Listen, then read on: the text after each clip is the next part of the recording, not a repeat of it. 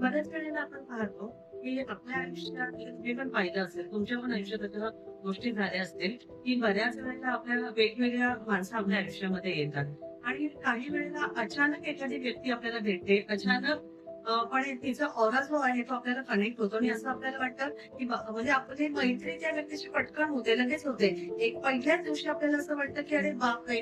किती दिवस म्हणजे आपण जणू काही जुनेच मित्र-मैत्रिणी आहोत. असं आपल्याला वाटतं आणि कधी-कधी अशा पण काही व्यक्ती आपल्या आयुष्यामध्ये असतात, की त्या आपल्या आयुष्यामध्ये बराच कालावधी आपल्यासोबत असतात आणि आपण बऱ्याच वेळेला प्रयत्न करतो, की अरे आपली ह्याच्याशी ट्युनिंग चांगली जमली पाहिजे किंवा आपली ह्याच्याशी चांगली मैत्री झाली पाहिजे. तर बराच कालावधी वर्षानुवर्ष ती आपल्या सोबत असून सुद्धा त्याची आणि आपली मैत्री चांगली होत नाही आणि असं होतं, की अनायासे आपल्या आयुष्यामध्ये एखादी व्यक्ती म्हणजे खूप कमी कालावधीमध्ये आपल्या आयुष्यात येते आणि इतकी चांगली मैत्री होते, की आपण विचारही करू शकत नाही. तर अशा घटना प्रत्येकाच्या आयुष्यामध्ये घडत असतात. तर असं का घडतं? तर चला आपण बघूया ज्योतिषशास्त्राच्या चष्म्यातून, की हे असं का घडतं? प्रत्येक व्यक्तिगत जी व्यक्ती आपल्याला भेटते, ती कधी आपल्याला लगेच कनेक्ट होते, तर कधी आपल्याला लगेच कनेक्ट होत नाही. तर ज्योतिषशास्त्र काय सांगतंय? चला बघूया. मी आचार्य दीपाली. माझ्या ॲस्ट्रोलॉजी या YouTube चॅनलवरती आपल्या सगळ्यांचं स्वागत आहे.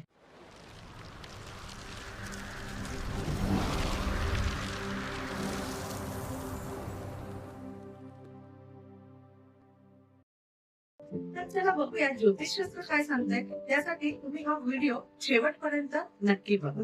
तुम्हाला नक्की आवडेल. तर बऱ्याच वेळेला बघितलं आपण आपल्या आयुष्यामध्ये असं होतं, तर जर आपण फॉर एक्झाम्पल घेतलं, तर एखादी व्यक्तीची रास आहे मेष. तुमच्या जर कोणी व्हिडिओ बघत असेल आणि तुम्हाला जर हा व्हिडिओ कनेक्ट होत असेल, तर जर तुम्ही बघितलं, तर एखाद्या व्यक्तीची रास आहे मेष. आता मेषवाल्याच्या आयुष्यामध्ये जर कन्यावाली जर व्यक्ती आली, तर ह्याने किती जरी प्रयत्न केले, कन्यावाली जर व्यक्ती आली, तर ह्याने किती पण प्रयत्न केले, तर ह्या दोघांचं काही पटू शकत नाही. कारण की मेष काय आहे, तर मेष हे तडकाफडकी, स्ट्रेट फॉरवर्ड राशी आहे. पटकन त्या व्यक्तीला राग येतो. एक घाव दोन तुकडे करणारी ही व्यक्ती आहे. आणि कन्या जर बघितलं, तर ही कन्या राशी कशी आहे, तर ही फारच रसिक राशी आहे, विनोदी स्वभावाची राशी आहे.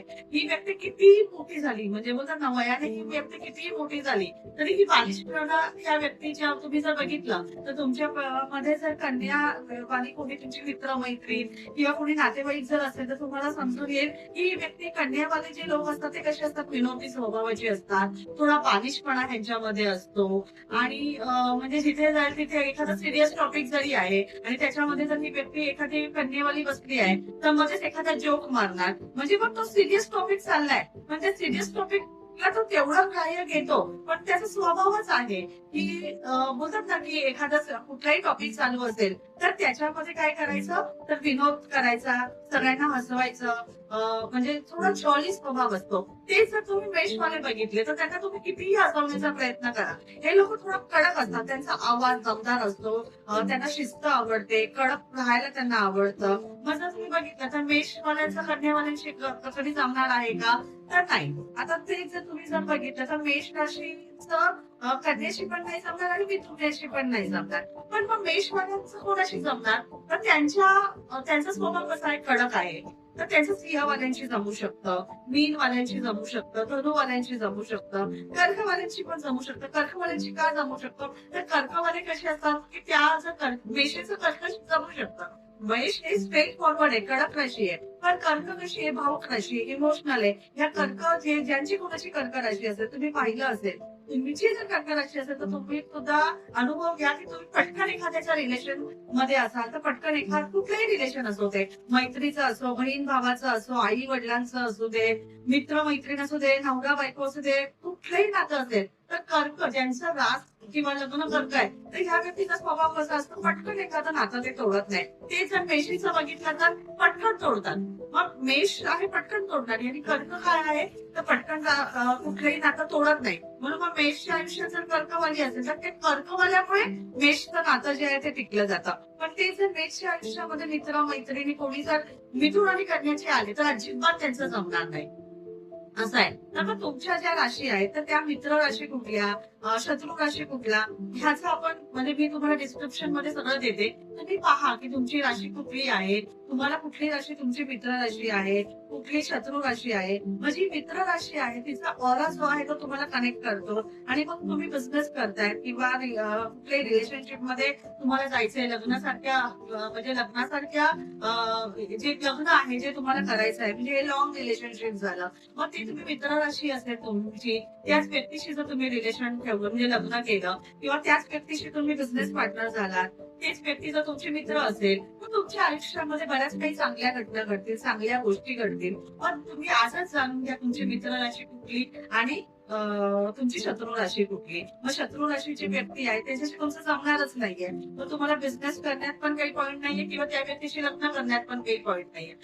हा व्हिडिओ बघायच्या अगोदर जर तुमच्या त्या व्यक्तीशी बिझनेस रिलेटेड संबंध असतील किंवा ती तुमची व्यक्ती तुमची बायको किंवा पती असू शकतो म्हणून त्या लगेच लग्न तोडू नका. त्याच्यावरती बरेच काही ऑप्शन्स असतात. बरंच काय आहे मी तुम्हाला आधी पण सांगितलंय ज्योतिषशास्त्रानुसार. नुसतं तुम्हाला काही वेगवेगळे टॉपिक घेऊन मी तुमच्या समोर येते की ज्योतिषशास्त्राची तुमच्यापर्यंत मला संपूर्ण माहिती पुरवायची आहे म्हणून. आजचा हा आपला व्हिडिओ होता शत्रू राशी मित्र राशी कुठली आहे त्याच्यासाठी. तर मी माझ्या डिस्क्रिप्शन मध्ये तुम्हाला सगळं देणार आहे. तुम्ही एकदा तो चार्ट चेक करून घ्या की तुमची मित्र राशी कुठली आहे, शत्रू राशी कुठली आहे. मग जर तुम्ही कुठला बिझनेस करायला जाणार आहे किंवा ह्याच्या पुढे हा व्हिडिओ बघितल्यानंतर जर तुमचं लग्न तुम्हाला ठरवायचं असेल तर तुम्ही या व्यक्तीशीच बिझनेस करा किंवा तुमच्या मित्र राशीशीच तुम्ही लग्न करा असं मी तुम्हाला सजेस्ट करेन.